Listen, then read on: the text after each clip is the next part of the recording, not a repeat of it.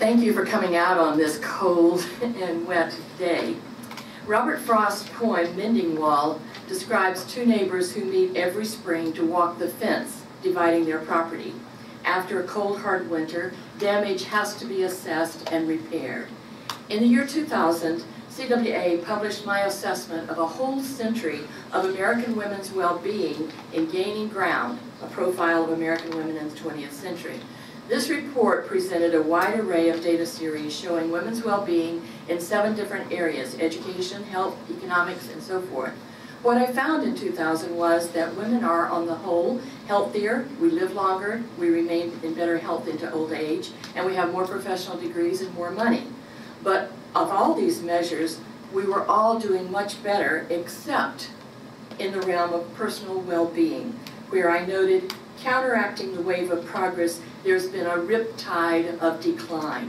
In fact, that fast track of progress continues to be an out-of-control treadmill for women today.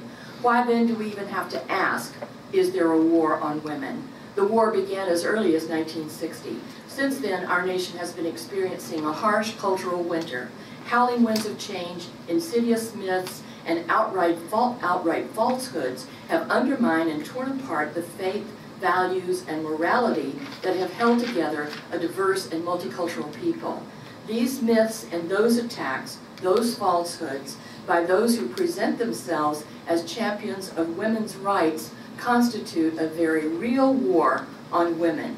It's a senseless war promoting casual sex, spreading the myth that women don't need marriage, and pushing the cultural and public policies that inevitably lead women to being the majority of those in poverty. That war against women has loosened and upended many of the foundation stones of the Judeo-Christian principles. Today I will focus on only 3 of those areas where our girls and women have been harmed by the relentless barrage of insidious lies. First, casual sex; second, cohabitation; and third, the collapse of marriage. Main point number 1, casual sex. Conventional wisdom says that if you tell a lie often enough, people will begin to believe it. That mantra, heard from middle school onward, is that sex is great recreation. It's free and it's fun. Sadly, many girls don't recognize the lie until it's far too late. Start early sexual activity in your early teens, and you're likely to have more than a dozen partners, 4 times higher than those who begin their sexual activity in their 20s. Further, girls who are sexually active in their early teens are twice as likely to get an STD, and about 40% become pregnant.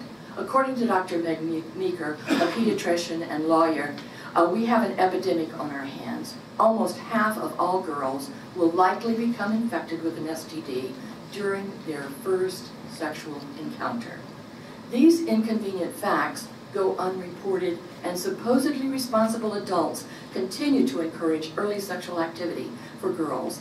Even less discussed are the psychological and emotional problems associated with early sexual activity. Only 1/3 of girls who had early sexual activity described themselves as happy, as compared with over half of those who waited. More than 1/4 of sexually active girls report depression, and they are 3 times more likely to commit suicide. The bottom line is that 72% of girls who are sexually active admit they desperately wish that they had waited. Girls are far more susceptible to STDs than guys because of the biology of their cervix, and a CWA report documents the fact that there are now 49 different STDs. We are in the midst, as I said, of an STD epidemic, with more than 20 million new STD cases every year, the majority of those affecting young women between the ages of 15 and 25, and that's triple the number just 6 years ago. In addition, sex without commitment impairs the ability to establish a lasting bond. As Dr. Miriam Grossman warns in her book, Unprotected, women are hardwired to attach through sexual behavior, and no condom will protect her from the psychological consequences of sexual permissiveness: empty relationships, feelings of self-contempt, worthlessness, even depression. Yale University has a sad term for it now. They call it SWUG, Senior Washed Up Girls. The Yale Daily News recently quoted one of those girls. Whatever empowerment we're supposed to be deriving from this version of feminist movement is looking pretty thin on the ground now. The harsh realities of casual, drunken sex should make the choice very simple and uncomplicated. If there is more discussion, honest discussion, of the pain caused by promiscuity, the market value of virginity will dramatically increase. That leads to my second point. Cohabitation is a crippling element of the war on women. The trend to cohabit instead of marrying produces at least two opposite problems. Couples delaying marriage beyond the time when a woman can have children, resulting in record levels of infertility, a heartbreak for millions of women.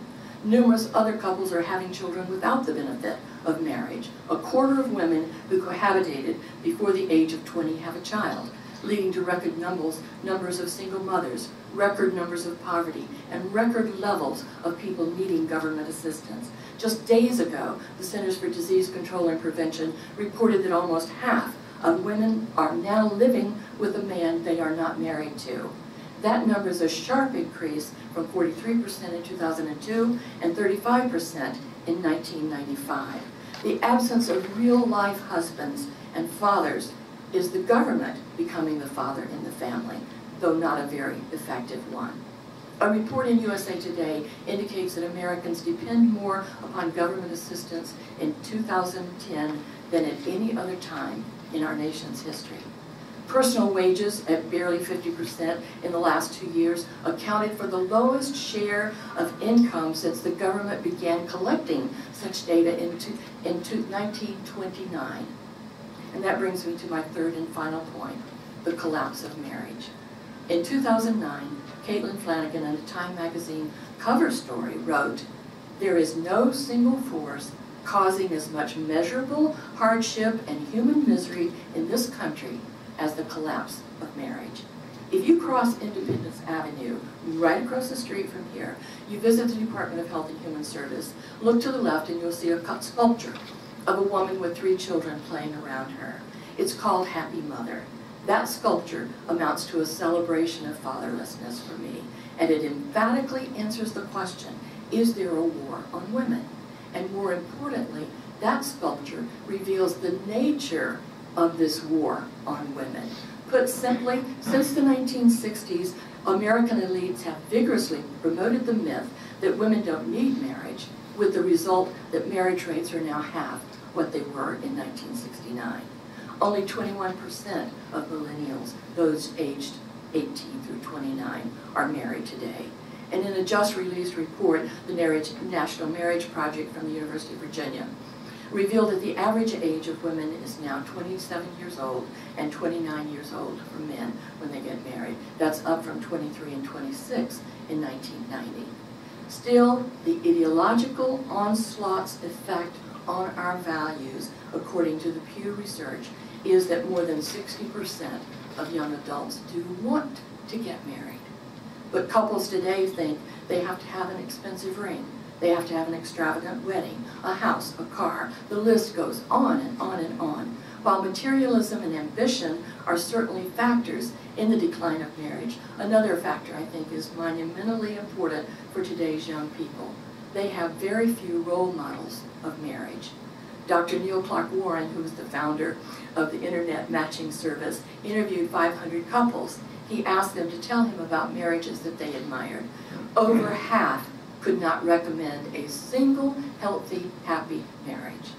But the trends are not just statistics. They are personal stories associated with every single data point. In their book, Premarital Sex in America, Mark Regners and Jeremy Unger describe sex scripts, stories prevalent in the popular culture that shape attitudes.